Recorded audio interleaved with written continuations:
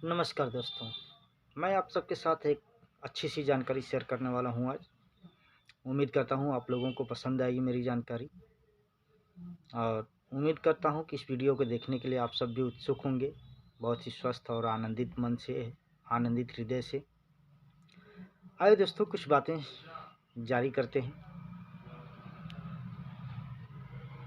जैसे रॉकेट। वैसे तो दोस्तों रॉकेट का इतिहास हमारे देश में बहुत पुराना है।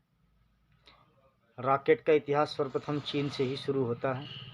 चीन से शुरू होकर ये मंगोल लड़ाकों से होते हुए हमारे देश में पहुंचा था।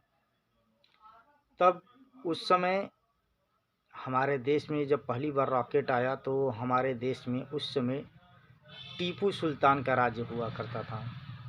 टीपू सुल्तान के राज्य में पहली बार रॉकेट का इस्तेमाल हुआ, वो भी युद्ध क्षेत्र में। सन 1792 में जब पहली बार मैसूर का युद्ध हुआ, उस युद्ध में अंग्रेजी लड़ाकों को भगाने के लिए टीपू सुल्तान ने लोहे से बने रॉकेट का इस्तेमाल किया। उन रॉकेटों के इस्तेमाल से उन्होंने अंग्रेज़ों को तो खदेड़ दिया यहाँ से, लेकिन उसके बाद इतिहास उसका बहुत सुनहरा होता गया। रॉकेट का इतिहास हमारे देश में 1792 से शुरू हुआ है और आज 2022 तक चलता ही आ रहा है। उम्मीद करता हूँ आगे भी चलता रहेगा। लेकिन दोस्तों, इसके पहले मैं एक चीज़ और बताना चाहूँगा रॉकेट के ही बारे में, कि रॉकेट हमारा सन 1963 में विक्रम साराभाई अनुसंधान अर्थात इसरो, जो कि अभी निर्मित हुआ है। 1963 में उसका नाम इसरो नहीं था।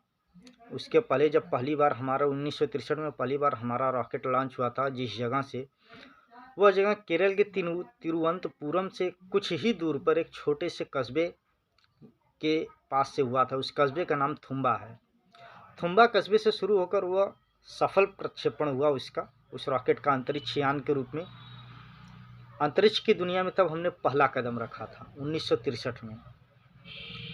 1963 में हम लोगों ने बहुत कुछ सीखा, बहुत कुछ किया। उस समय नाइक अपाचे करके हमारा जो ये रॉकेट था, नाइक अपाचे था। इस समय रॉकेट को हम लोग बैलगाड़ी पर लेकर गए थे। हमारे वैज्ञानिकों ने आज़ाद भारत, जब हमारा देश आज़ाद हुआ 1945 में जब भी हुआ, 1947 में, 1947 के बाद से जब हमारा देश आज़ाद हुआ, तो उसके बाद पंडित जवाहरलाल नेहरू, हमारे देश के प्रथम प्रधानमंत्री जी, इन्होंने इसके लिए काफ़ी महत्व दिया कि रॉकेट हमारे देश के लिए बहुत ही अहम चीज़ है और वैज्ञानिक भी हमारे देश के लिए बहुत अहम है। वैज्ञानिक और उनकी खोजों से समर्पित पहला यह अवसर था कि जब आज़ाद भारत में सन 1963 में बैलगाड़ी से रॉकेट को लाया गया और उसे प्रक्षेपित किया गया। दोस्तों, नाइक अपाचे का वजन कुल 750 किलोग्राम था और वह 22 मीटर लंबा था। इसके बाद हमारा देश कभी रुका नहीं। हमने बहुत सारी अंतरिक्ष यात्राएं की और इसके बाद प्रथम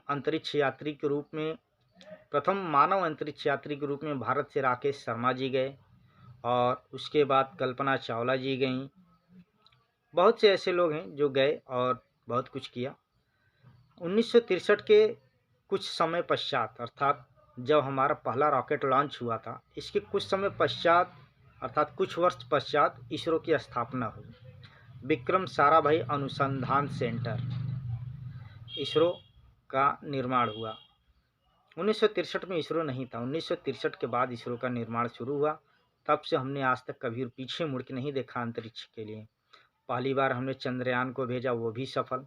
सर्वप्रथम मंगलयान को भेजा, वो भी सफल।